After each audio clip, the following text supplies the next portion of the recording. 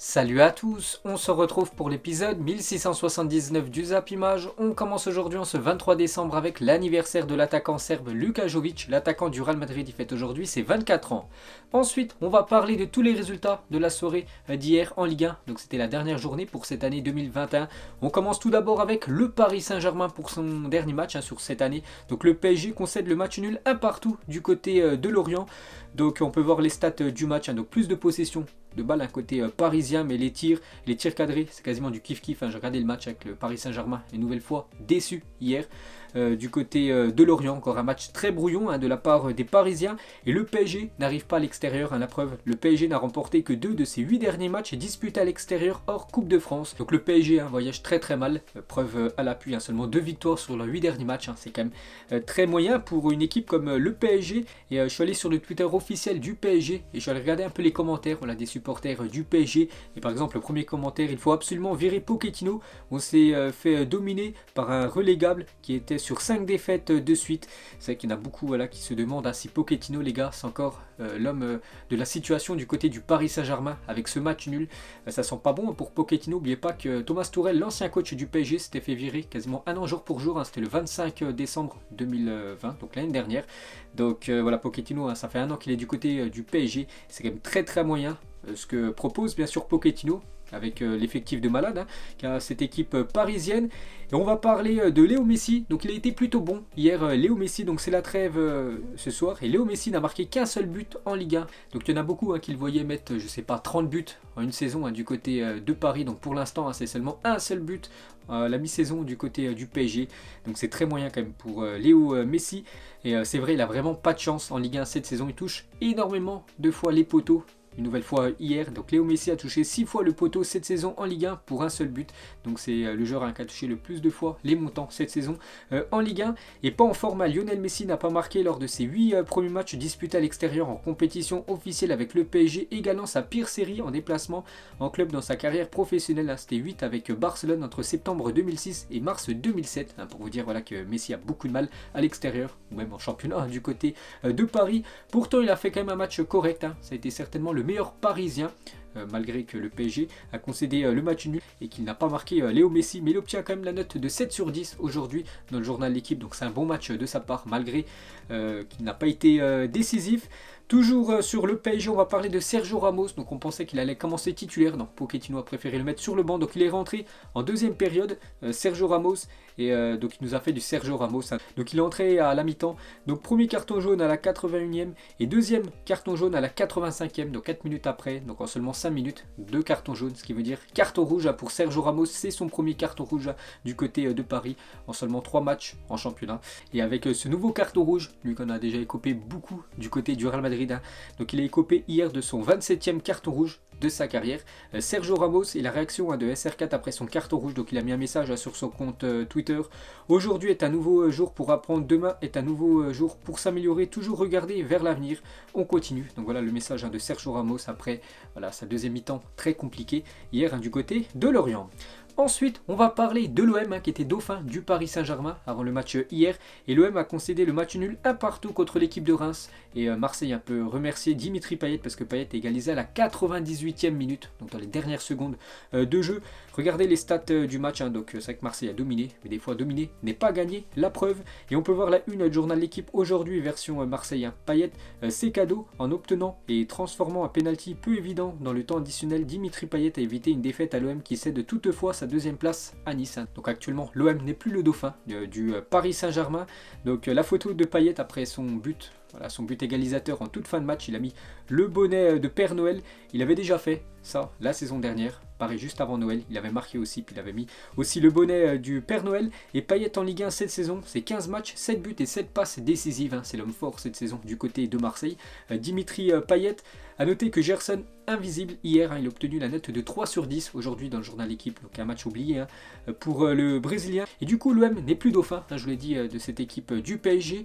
Vu que maintenant le dauphin, c'est l'équipe de Nice, parce que Nice hier recevait l'équipe de Lens et victoire des Niçois 2-1 dans ce match. On peut voir les stats de la partie, c'est quasiment du kiff-kiff, ça aurait pu être en faveur de Lens la victoire, mais du coup c'est bien Nice qui s'est imposé 2-1. Et à noter que Justin Kluivert a été très bon dans le match, il a obtenu une belle note de 8 et c'est lui qui a inscrit le deuxième but et surtout le but victorieux de l'OGC Nice.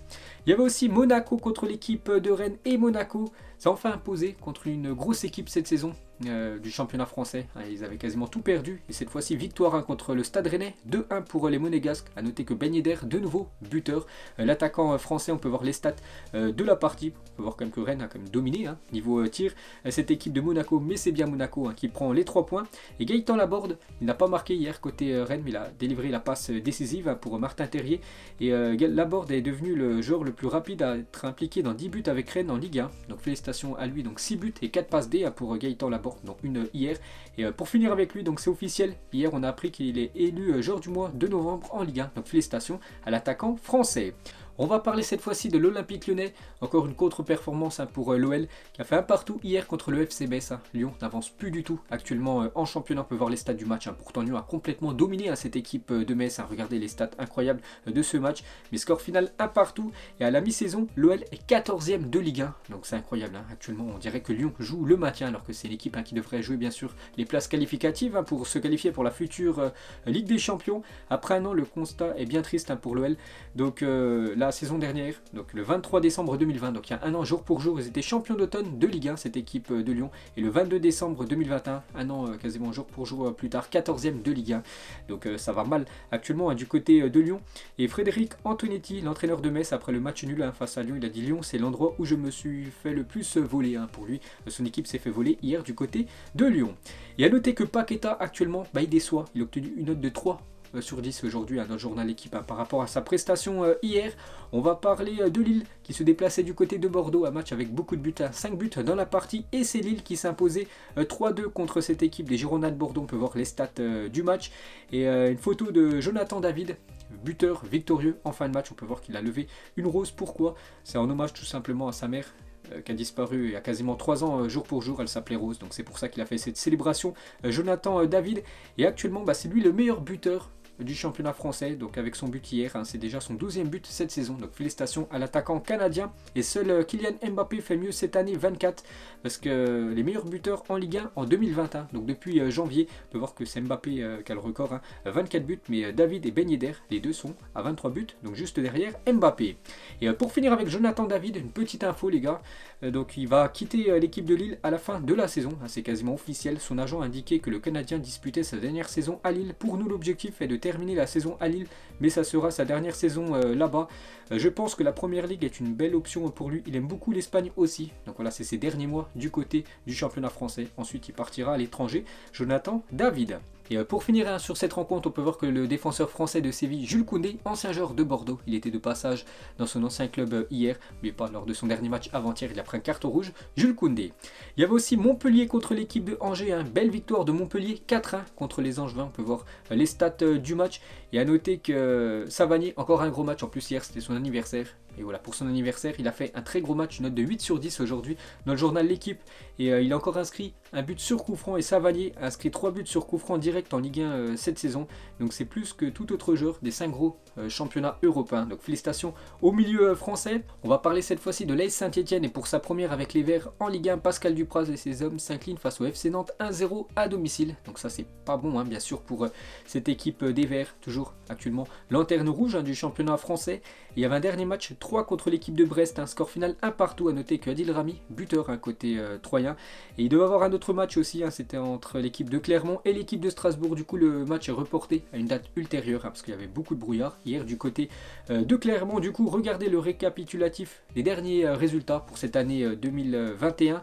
On peut voir le classement meilleur buteur, meilleur passeur là pour cette fin d'année. Donc meilleur buteur c'est Jonathan David, 12 buts, Ben Yedder deuxième, 10 buts. Après on peut voir Laborde, Ayork, Mbappé 9 buts, et les meilleurs passeurs c'est toujours Kylian Kylian Mbappé, 8 passes D pour l'attaquant français. Et regardez le classement final pour cette année 2021, donc le Paris Saint-Germain bien sûr en tête, 46 points, 13 points d'avance sur l'équipe de Nice 2e, Marseille 3e, Rennes 4e, Monaco 6e. Ensuite, direction l'Angleterre, on va parler des derniers quarts de finale de la Coupe de la Ligue anglaise. On commence tout d'abord avec Brentford contre l'équipe de Chelsea, et c'est Chelsea qui s'est imposé 2-0 dans ce match. Du coup Chelsea se qualifie pour les demi-finales, et on peut voir que Jorginho, de nouveau buteur hier, il a marqué 3 buts lors de ses 3 derniers matchs, pas mal quand même pour un milieu de terrain. Il y avait aussi Liverpool contre Leicester, score final 3 partout, et ça s'est joué au tir au but, et c'est Liverpool qui se qualifie, vu qu'ils ont inscrit tous leurs tirs au but, alors que Leicester a vu un de ses tirs au but arrêté par le gardien de Liverpool. Et à noter que Liverpool, par 2 fois, ils étaient menés à 2 reprises, et toujours avec 2 buts d'écart. On peut voir que Minamino, l'attaquant japonais, inscrit le but égalisateur à la 95e minute, et a permis bien sûr à Liverpool de filer au tir au but et de gagner, et surtout de se qualifier. Diogo Jota, de nouveau buteur, et regardez les stats de l'attaquant portugais cette saison, toute compétition confondue, des très belles stats, 22 matchs et déjà 12 buts pour cet attaquant Diogo Jota. Jürgen Klopp atteint souvent les demi-finales depuis qu'il est arrivé à Liverpool, donc en Europa League, 2 fois en League Cup, 2 fois en Ligue des Champions, et 1 fois en Carabao Cup. Et pour finir, on va juste parler du gardien de Liverpool hier. Donc c'était pas Alisson Becker, vu que c'était un match de coupe, c'est le deuxième gardien de Liverpool qui a gaulé. Donc il s'agit de Keller, que je connais pas du tout, et grâce à lui, lors de la séance des tirs au but, il a arrêté un penalty, et bien sûr il qualifie cette équipe de Liverpool pour les demi-finales. Et du coup Liverpool affrontera l'équipe de Arsenal, voilà pour ces demi-finales de la Carabao Cup. On va parler juste de Jamie Vardy côté Leicester, il a fait mal une nouvelle fois à cette équipe de Liverpool. Donc Vardy a maintenant marqué 10 buts en carrière contre Liverpool. Il adore jouer contre les grands en Angleterre, et il a inscrit son 48e but face au Big Six de la Première Ligue. Jamie Vardy, toujours un attaquant autant redoutable. Il y avait aussi Tottenham contre l'équipe de West Ham, et c'est Tottenham qui se qualifie pour les demi-finales en battant West Ham 2-1. A noter que l'ancien parisien Lucas Moura, buteur dans le match, et du coup Tottenham jouera contre l'équipe de Chelsea en demi-finale. Donc voilà le programme: Arsenal, Liverpool et Chelsea, Tottenham en demi-finale de Carabao Cup. Ensuite, direction la Liga, on va parler du Real Madrid qui se déplaçait hier soir du côté de San Mamés, donc du côté de Bilbao, et victoire du Real Madrid 2-1, donc tout s'est joué dans les 10 premières minutes, parce que les 3 buts de la partie ont été inscrits en tout début de match. Donc un doublé de Karim Benzema, qui a été énorme bien sûr, l'attaquant français, et un but de 107 côté Bilbao. Et regardez la une journal Marca aujourd'hui en titre: antivirus, avec un doublé en 3 minutes, le meilleur buteur du championnat. Benzema permet au Real Madrid d'être plus que jamais leader en l'emportant à San Mamés malgré 11 absents, et d'accroître son avance en tête de la Liga, parce que vous savez que du côté du Real Madrid il y a beaucoup de cas Covid, donc beaucoup de joueurs forfaits, mais malgré ça le Real Madrid continue à performer du côté de l'Espagne. Donc parfait bien sûr pour le Real. Et on va parler bien sûr de Karim Benzema, une masterclass hier pour Benzema. Donc 2 tirs, 2 buts pour l'attaquant français, efficacité à 100%, il ne lui faut pas 15 occasions pour les mettre au fond, 46 passes réussies, 89 minutes jouées. Karim Benzema, encore une grosse prestation de l'attaquant français, et il nous a inscrit un doublé express, un doublé de Benzema après seulement 7 minutes de jeu, surtout son premier but qui est magnifique. Je ne sais pas si vous l'avez vu, je vous le conseille de voir le but de Benzema hier. Et le Real Madrid n'avait plus marqué 2 buts lors des 7 premières minutes d'un match de Liga depuis septembre 1994, et un doublé en 4 minutes d'Ivan Zamorano contre le FC Séville. Donc voilà, c'est plutôt rare que l'équipe du Real mette 2 buts aussi rapidement dans une partie de Liga. Et pour revenir sur Karim Benzema, donc il inscrit le 400e but de sa carrière, il est même à 401 vu qu'il inscrit un doublé Benzema. Donc Benzema 401 devient le deuxième joueur français à atteindre la barre des 400 buts en carrière professionnelle après Thierry Henry 411, donc il est très proche du record de Thierry Henry, encore 11 buts, et dépassera le record de Thierry Henry de 411 buts. Donc voilà, Benzema les gars, il entre encore un peu plus dans la légende. Et Benzema, on peut voir le détail de ses 401 buts, donc 298 avec le Real Madrid dans 582 matchs, 66 avec Lyon et 36 avec l'équipe de France. Donc bien sûr une légende Benzema, et déjà 20 buts pour Benzema cette saison avec le Real Madrid. Il fait certainement la plus grosse saison depuis son début de carrière, alors qu'il est âgé bien sûr. Benzema plus vieilli, plus il marque des buts, la preuve. Et Benzema clôture l'année 2021 avec 30 buts inscrits en Ligue 1, année avec le plus de buts de Karim Benzema en championnat. Donc 2011 22 buts, 2019 c'était son record avant, 27 buts, et là 2021 30 buts pour Karim Benzema. Toujours avec lui, il a fait une déclaration au micro des journalistes à la fin du match: je suis très content de la victoire, ce n'est jamais facile de gagner à San Mamés. Le premier but il est très important, il nous donne confiance pour marquer le suivant. Et il a adressé aussi un message donc au Twitter officiel du Real Madrid, et surtout aux fans du Real Madrid. Salut Madridistas, nous sommes à Bilbao, nous avons gagné, les 3 points sont à nous, nous sommes les champions d'hiver, joyeux Noël à tout le monde, à la Madrid. Donc voilà, il souhaite bien sûr de bonnes fêtes de fin d'année à tous les supporters du Real Madrid. Il est très content bien sûr pour la victoire hier et la masterclass d'Omar Da Fonseca devant la nouvelle performance de Karim Benzema. Donc le commentateur de beIN Sport, il a dit tout le monde veut jouer comme lui, mais lui joue comme personne bien sûr. Benzema, l'un des meilleurs joueurs actuellement au monde. Toujours avec Benzema et les autres Français du côté du Real, parce que Ferland Mendy et Camavinga eux aussi commencé titulaire. Regardez la triplette française du côté de Madrid. Malgré ses 2 buts, Benzema il n'a pas été élu homme du match. C'est le milieu allemand Toni Kroos élu homme du match. Grosse prestation encore de Toni Kroos. Et Carlo Ancelotti à la fin du match, il a dit le match a été bien maîtrisé jusqu'à la fin. C'est la force d'une équipe qui veut gagner toutes les compétitions. Il est maintenant temps de se reposer et de récupérer ceux qui n'étaient pas là aujourd'hui. Donc à cause bien sûr du Covid. Donc actuellement vacances. Voilà, quelques jours de vacances pour les joueurs du Real Madrid. Ils reprendront l'entraînement semaine prochaine. Et la mauvaise série a pris fin ce soir pour Carlo Ancelotti. Donc le Real Madrid de Carlo Ancelotti n'a jamais gagné contre l'Athletic Bilbao à San Mamés. Donc en 2013-2014, il y avait eu un partout. Et défaite en 2014-2015, une défaite 1-0. Mais cette fois-ci, le Real Madrid s'est imposé du côté de San Mamés. Et toujours avec le Real, donc n'a plus perdu depuis le 3 octobre dernier. C'est incroyable, soit 15 matchs, toutes compétitions confondues. Donc ils sont sur 13 victoires et seulement 2 matchs nuls. Et surtout 0 défaite. Donc c'est un gros morceau bien sûr qu'affrontera le Paris Saint-Germain au mois de février prochain. Et plus 17 points sur l'Atlético Madrid et plus 18 points sur le FC Barcelone. Donc voilà, le Real Madrid très bien parti pour gagner ce championnat espagnol. Surtout que l'Atlético Madrid, le dernier champion d'Espagne, une nouvelle fois déçu avec une défaite 2-1 hier du côté de Grenade. Pourtant il menait 1-0 avec Félix, mais ça n'a pas suffi. Et on peut voir que le ciel avant Grenade Atlético Madrid, donc il faisait beau, il y avait un magnifique arc-en-ciel, mais ça n'a pas souri bien sûr à l'Atlético Madrid. Donc pour cette fin d'année, il termine hors du top 4 et c'est très compliqué actuellement pour l'Atlético qui est actuellement dans la crise. Pourquoi? Parce que sur les 4 derniers matchs de championnat, c'est 4 défaites consécutives pour cette équipe de l'Atlético qui avance plus du tout. Et Félix fait un excellent match mais n'est malheureusement pas aidé par ses coéquipiers de l'Atlético. Il est bien trop seul au monde du côté de Madrid. Et coup dur, il y a 4 jours, l'Atlético a enchaîné une série de 3 défaites consécutives en Liga pour la première fois sous Diego Simón. Et hier, l'Atlético a enchaîné une série de 4 défaites consécutives en Liga pour la première fois sous Diego Simón. Pourtant aujourd'hui, ça fait 10 ans, jour pour jour, qu'il est entraîneur de cette équipe de l'Atlético Madrid. Donc depuis, il a gagné 2 fois l'Europa League, 2 fois la Super Coupe d'Europe, 2 fois la Liga, une Coupe du Roi, une Super Coupe d'Espagne. Il est l'entraîneur en poste depuis le plus longtemps en Europe. Et actuellement, son équipe va très très mal, vu qu'elle enchaîne les défaites. Et du coup, un petit coup d'œil au classement de ce championnat espagnol pour cette fin d'année. Donc le Real Madrid survole le championnat, 46 points devant l'équipe de Séville, deuxième 38 points. Bon, après Séville, un match en retard. Donc le Betis, 3e, on peut voir par exemple que le FC Barcelone est 7e de Liga. Ensuite, direction l'Italie, on commence avec le leader, l'Inter Milan qui recevait l'équipe du Torino. Et petite victoire de l'Inter, 1-0, mais victoire très importante parce que ça permet à l'Inter de prendre 3 points de plus dans ce championnat italien. Donc c'est Dumfries, l'unique buteur du match. L'autre Milan, l'AC Milan se déplaçait du côté de Empoli. Et belle victoire de l'AC Milan, 4-2 du côté de Empoli. Donc parfait pour les deux clubs de Milan qui terminent cette année 2021 avec des victoires. Côté Naples, c'est un peu plus compliqué vu que Naples s'est fait surprendre à domicile contre l'équipe de la Spezia, 1-0. Donc en plus un but contre son camp. Voilà pour cette équipe de la Spezia. Et Spalletti, donc le coach de Naples, il a dit nous avons perdu un sale match qu'on avait conduit pendant une bonne partie. Nous avons été mauvais quand il fallait conclure. On a un peu souffert de la fatigue dernièrement. Le moral de l'équipe est un peu plombé après cette défaite. Surtout voilà que les deux Milan, donc les deux équipes devant Naples, se sont imposées hier. Donc coup dur bien sûr pour les Napolitains. La victoire de la Lazio 3-1 du côté de Venise. Donc parfait pour la Lazio qui termine fort cette année 2021. L'AS Roma fait un partout contre la Sampdoria de Gênes.